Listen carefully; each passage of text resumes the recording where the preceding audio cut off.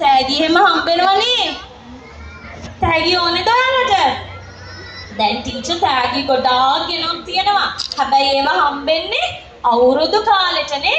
අවුරුදු කාලෙට මොනවද ටීචර් කිව්වේ අපි කරනවා කියලා? විශේෂ දේවල් ටිකක් කරනවා. අපි ඉස්සෙල්ලාම කරනවා පුතේ වැඩ අල්ලනවා කියලා. කිරි උතුරලා, වැඩ අල්ලලා, ආහාර අනුභවය. දැන් අද අපි ග්‍රීන් ස්කූල් එකේ දරුවෝ ටීචර්ලත් එක්ක අවුරුද්ද සමරන්න ටීචර්ල ලස්සන ගම ගෙදරක් හදලා තියෙනවා.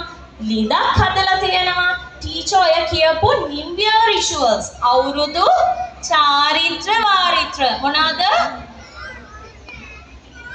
yes අවුරුදු චාරිත්‍ර වාරිත්‍ර කරන්න තමයි අපි දැන් යන්නේ. ඔයාලා කැමතිද කරන්න? ටීචර් එකපාරක් හයියෙන් කියන්න අපි අවුරුදු කාලෙට මොනවද කරන්න කියලා. හයියෙන් කියන්න ඕනේ ඉන්න තැන ඉඳලා හයියෙන්. yes රබන් ගහනවා. තව මොනවද? yes yes බන්හිස් කනවා. ඒ වගේ ගොඩාක් දේවල් කරනවා නේද? දැන් අපි අද ස්කූල් එකෙත් ඔය දේවල් කරන්න යන්නේ. අපිට අවුරුද්ද උදා වුණා කියලා දැනගද්දී අර ඩෝ ඩෝ ගාලා සද්ද ඇහෙන්නේ මොනවාද? මොනවාද සද්ද ඇහෙන්නේ? කාටද කියන්න පුළුවන්?